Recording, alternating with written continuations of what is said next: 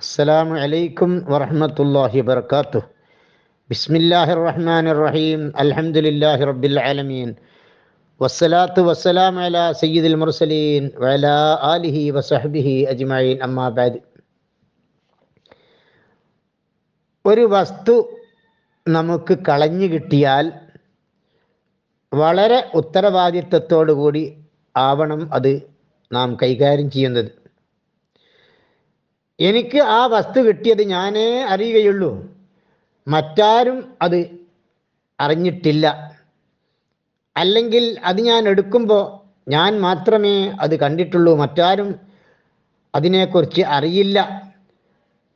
അതുകൊണ്ട് ഞാനതെടുത്താൽ ആരും അറിയാത്തത് കൊണ്ട് ഞാനത് സ്വന്തമാക്കുകയാണ്. അതാര് അറിയാനാണ് എന്നൊക്കെ മനസ്സിലാക്കിയിട്ട് നാം ഒരിക്കലും മറ്റുള്ള ആളുകളുടെ വസ്തുക്കൾ കൈക്കലാക്കാൻ ശ്രമിക്കരുത്. അത് വലിയ കുറ്റമാണ്. കളഞ്ഞു കിട്ടിയ വസ്തു എന്ത് ചെയ്യണം, അത് എങ്ങനെ കൈകാര്യം ചെയ്യണം എന്നതിനെക്കുറിച്ച് വളരെ വ്യക്തമായി തന്നെ കർമ്മശാസ്ത്ര പണ്ഡിതന്മാർ നമ്മെ പഠിപ്പിച്ചിട്ടുണ്ട്. അതെങ്ങനെയൊക്കെ കൈകാര്യം ചെയ്യണം, അതെന്താണ് ചെയ്യേണ്ടത്, അത് എത്ര വർഷം പരസ്യം ചെയ്യണം, എങ്ങനെയൊക്കെയാണത് ഉപയോഗിക്കേണ്ടത് എന്നതിനെക്കുറിച്ചൊക്കെ വളരെ വ്യക്തമായി തന്നെ നമുക്ക് പണ്ഡിതന്മാർ പഠിപ്പിച്ചു തരുന്നുണ്ട്. അഷ്റഫുൽ ഖൽഖ് സല്ലല്ലാഹു അലൈഹി വസല്ലമ തങ്ങൾ പറഞ്ഞൊരു ഹദീസ് ഇമാം ബുഖാരിയും മുസ്ലിമും റിപ്പോർട്ട് ചെയ്യുകയാണ്.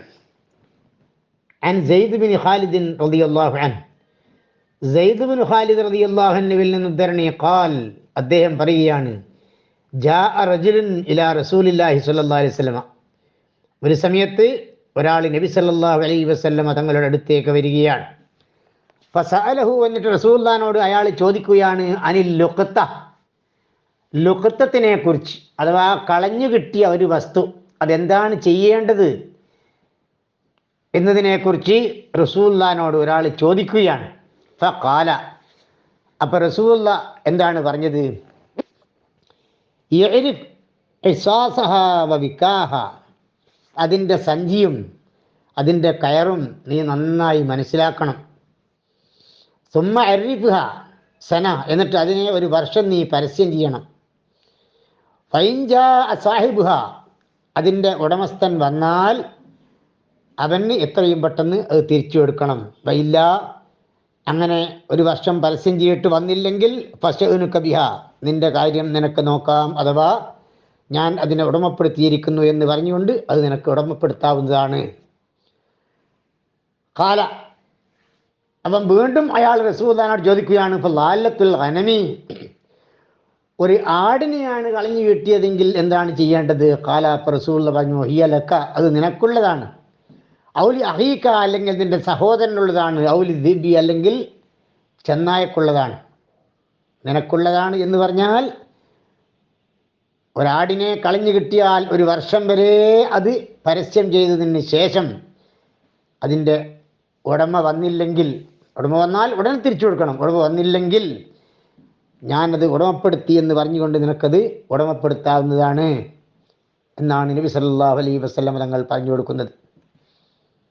അപ്പം വീണ്ടും അയാൾ ചോദിക്കുകയാണ്, ഖാല ഫളാലത്തിൽ ഇബിലി, അപ്പോൾ ഒട്ടകത്തെയാണ് കളഞ്ഞു കിട്ടിയതെങ്കിൽ എന്താണ് ചെയ്യേണ്ടത്? ഖാല, അപ്പോൾ റസൂലുള്ളാഹി പറഞ്ഞു, മാലക വലഹ, അതും നീയുമായി യാതൊരു ബന്ധവും ഇല്ല, അതിൻ്റെ കാര്യമൊക്കെ അത് നോക്കിക്കൊള്ളും എന്ന് റസൂലുള്ളാഹി പറയുകയാണ്. മഅഹാ സിഖാഉഹ വഹിദാഉഹ, ആ ഒട്ടകത്തിൻ്റെ കൂടെയുണ്ട് അതിൻ്റെ വെള്ളം, അതിൻ്റെ കുടിക്കാനുള്ള വെള്ളം ആ ഒട്ടകത്തിൻ്റെ കൂടെയുണ്ട്, അതിൻ്റെ പാദരക്ഷയും അതിൻ്റെ കൂടെയുണ്ട്. ധാരാളം ദിവസം കുടിക്കാനുള്ള വെള്ളം സ്റ്റോർ ചെയ്യാനുള്ള ഉപകരണം ഒട്ടകത്തിനുണ്ട്. അതുപോലെ ഏത് മരുഭൂമിയിലും ഏത് ചുട്ടുപൊള്ളുന്ന സമയത്തും സഞ്ചരിക്കാൻ പറ്റുന്ന കാലാണ് ഒട്ടകത്തിൻ്റേത് എന്നാണ് നബി സല്ലല്ലാഹു അലൈഹി വസല്ലം തങ്ങൾ പറയുന്നത്. ആട് അങ്ങനെയല്ല, മറ്റൊരാളുടെ സഹായമില്ലാതെ ആടിന് ജീവിക്കാൻ കഴിയില്ല. എന്നാൽ ഒട്ടകം അങ്ങനെയല്ല, ഒട്ടകത്തിന് മറ്റാരുടെയും സഹായത്തിൻ്റെ ആവശ്യമില്ല, അത് സ്വന്തം തന്നെ ജീവിച്ചോളും. റസൂലുള്ളാഹി പറയുന്നത് തരിദുൽ മാ, അപ്പം അതുകൊണ്ട് വീണ് കിട്ടിയ ഒട്ടകത്തെ നമ്മൾ അങ്ങനെ ബന്ദ് ചെയ്യേണ്ട ആവശ്യമില്ല.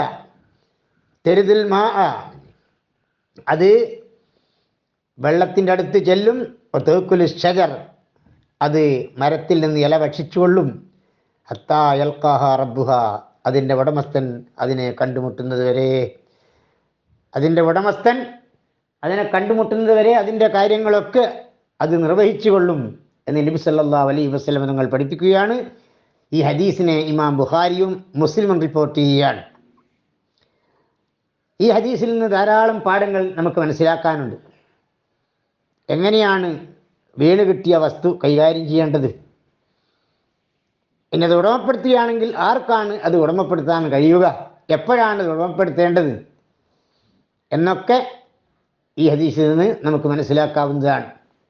അതായത് വേഗം ചീത്തയാവും എന്ന് ഭയപ്പെടേണ്ടതില്ലാത്ത വല്ലതും കിട്ടിയാൽ വേഗം ചീത്തയായി പോകുന്നില്ല.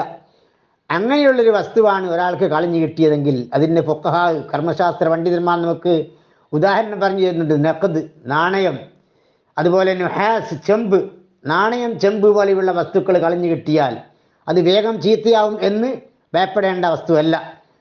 അങ്ങനെയുള്ള വസ്തുക്കളാണ് കളഞ്ഞു കിട്ടിയതെങ്കിൽ ഒരു വർഷം വരെ അങ്ങാടികളിലും പള്ളി കവാടങ്ങളിലും ജനങ്ങൾ ഒരുമിച്ച് കൂടുന്ന മറ്റു സ്ഥലങ്ങളിലൊക്കെ അത് പരസ്യം ചെയ്യണം. അങ്ങനെ അതിൻ്റെ ഉടമസ്ഥനെ കണ്ടെത്തിയാൽ ഉടനെ തന്നെ അത് തിരിച്ചു കൊടുക്കണം.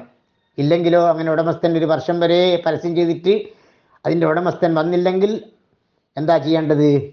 അതിനെ ഞാൻ ഉടമപ്പെടുത്തിയിരിക്കുന്നു എന്ന് പറഞ്ഞുകൊണ്ട് അത് തനിക്ക് ഉടമപ്പെടുത്താവുന്നതാണ്. അത് വിറ്റ് അതിൻ്റെ വില സൂക്ഷിക്കുന്നതിനും വിരോധമില്ല എന്നാണ് പണ്ഡിതന്മാർ പറയുന്നത്. ഇനി വേഗം ചീത്തയാകാൻ ഇടയുള്ള വസ്തുവാണ് കണ്ടു കിട്ടിയതെങ്കിലോ, ഏതുപോലെ പച്ചക്കറി പോലെ, അതുപോലെ പഴങ്ങൾ പോലെ അങ്ങനെയുള്ള വസ്തുക്കളാണ് കളഞ്ഞു കിട്ടിയതെങ്കിൽ അത് സ്വയം ഉപയോഗിക്കുകയും പാരം കൊടുക്കാൻ കടക്കാരനാകുകയോ അല്ലെങ്കിൽ വിറ്റ് വില വാങ്ങിയതിന് ശേഷം ഒരു വർഷം പരസ്യം ചെയ്യുകയോ വേണം. അങ്ങനെയാണ്. ഇനി മൃഗങ്ങളിൽ ആടിനെ കളഞ്ഞു കിട്ടിയാലോ, അത് പരസ്യം ചെയ്തതിന് ശേഷം ഉടമ വന്നില്ലെങ്കിൽ, ഒരു വർഷം വരെ പരസ്യം ചെയ്തതിന് ശേഷം ഉടമ വന്നില്ലെങ്കിൽ അത് ഞാൻ ഉടമപ്പെടുത്തുന്നു എന്ന് പറഞ്ഞുകൊണ്ട് അവന് അത് ഉടമപ്പെടുത്താവുന്നതാണ്.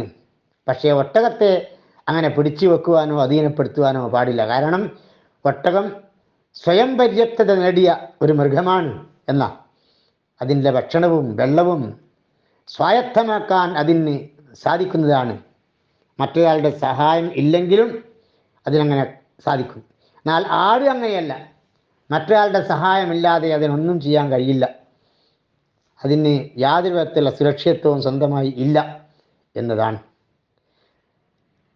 അപ്പോൾ ഇൻഷാ അല്ലാഹ് ഇത്തരം നല്ല കാര്യങ്ങൾ പഠിക്കാനും മനസ്സിലാക്കാനും അല്ലാഹു തആല നമുക്ക് തൗഫീഖ് നൽകുമാറാകട്ടെ. അവൻ വീണ് കിട്ടിയ കളഞ്ഞു കിട്ടിയ വസ്തുക്കൾ വളരെ ഉത്തരവാദിത്ത ബോധത്തോടു കൂടിയായിരിക്കണം നാം അത് കൈകാര്യം ചെയ്യേണ്ടത്. ഇൻഷാ അല്ലാഹ് അല്ലാഹു തആല തൗഫീഖ് നൽകുമാറാകട്ടെ. അല്ലാഹുമ്മ ആമീൻ. അസ്സലാമു അലൈക്കും വറഹ്മത്തുള്ളാഹി വബറകാതുഹു.